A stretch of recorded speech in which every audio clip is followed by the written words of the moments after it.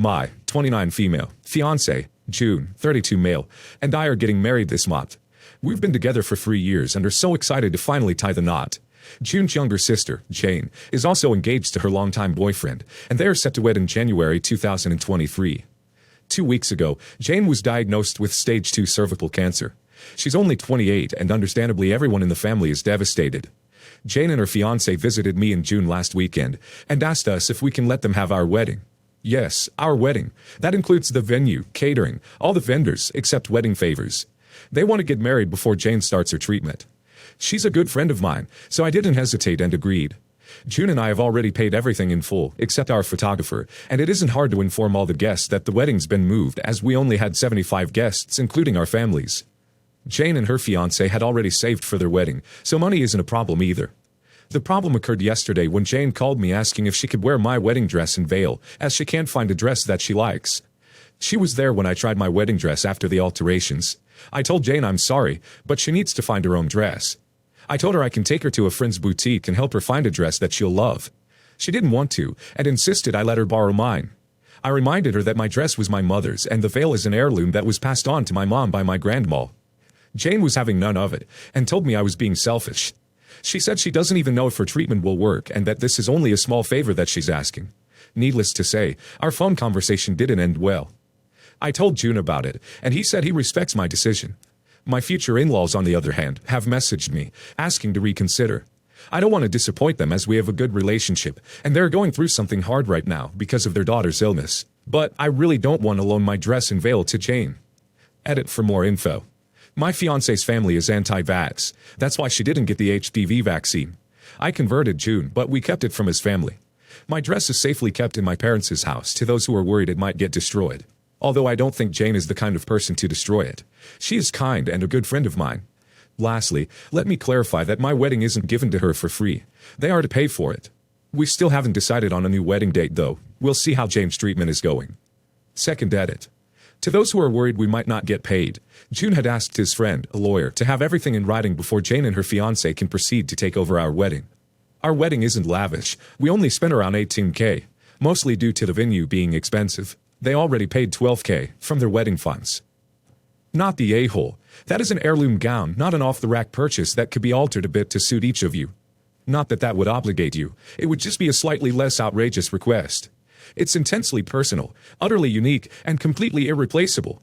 You already gave her your wedding, and now she literally wants the dress off your back? Does she also want the stockings and bustier you bought to wear under it?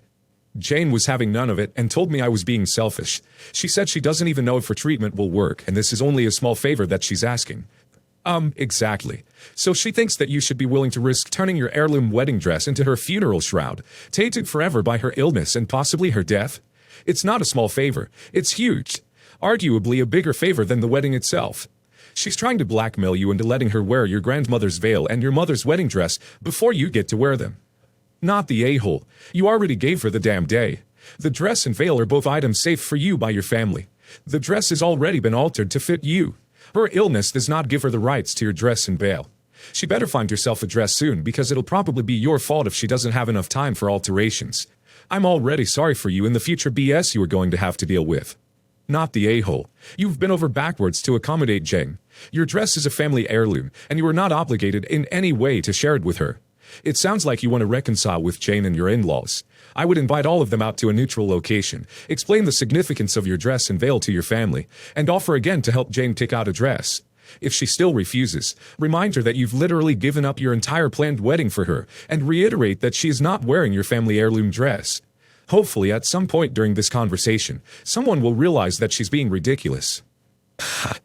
My 32 male ex-wife, let's call her Cindy, and I got married when we were 19 due to the fact that she was pregnant and we both came from highly religious families. Obviously, the marriage did not work out, and we got a divorce as soon as it was financially reasonable, both in the sense of affording lawyers and such, and being able to afford our lives without our family support.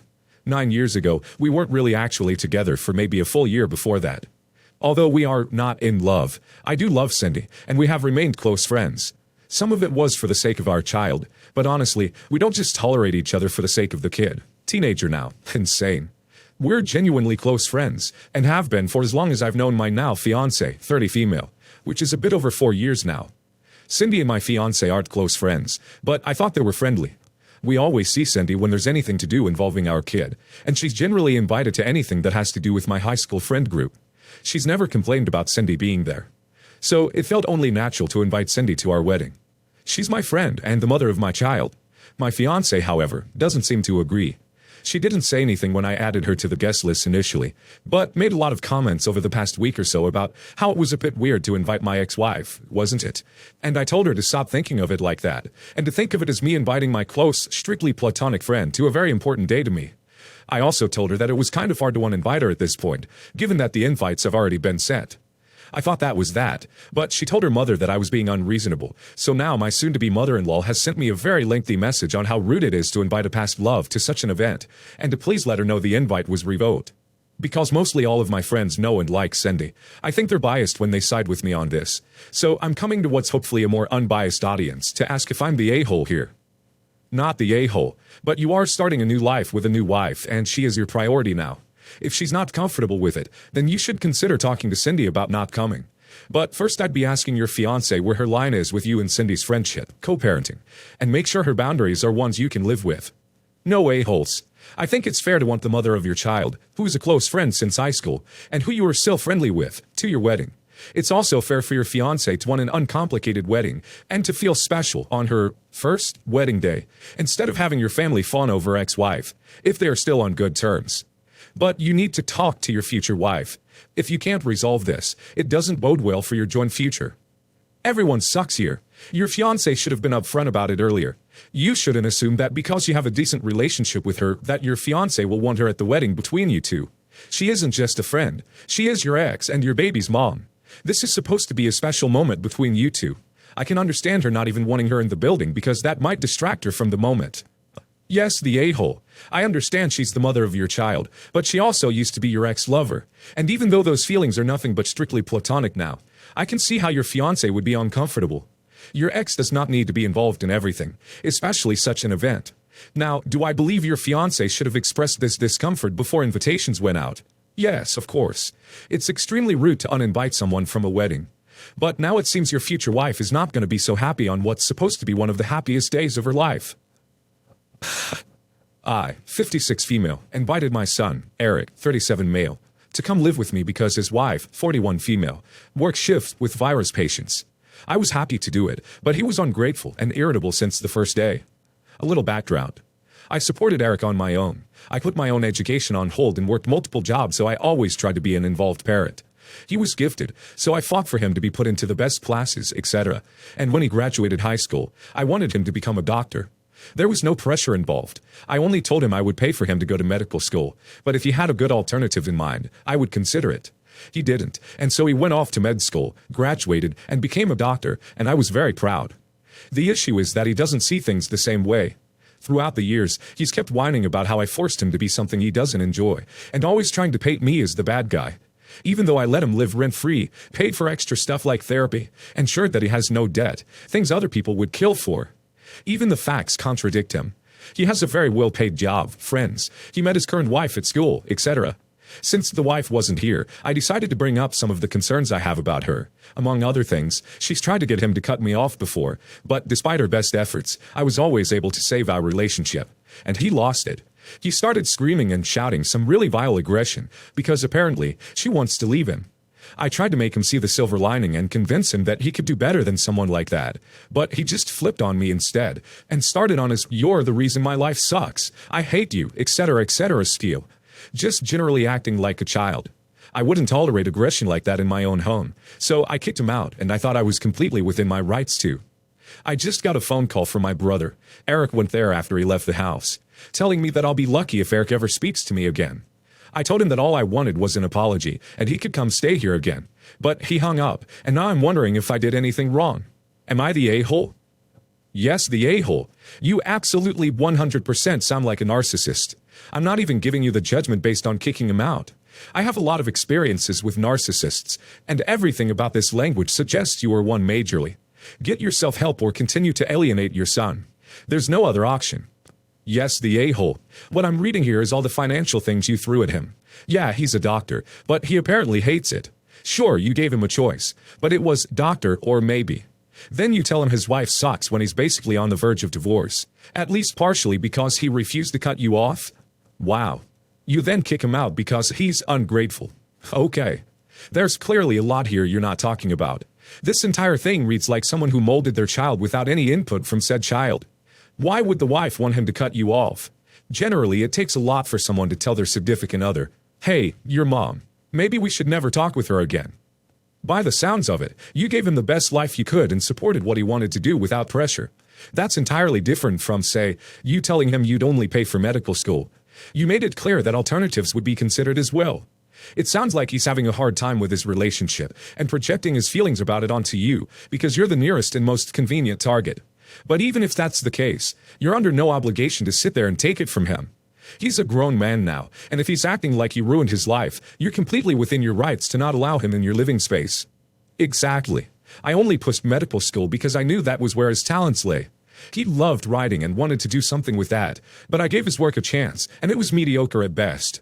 There was no chance of success there, and I only wanted the best for him.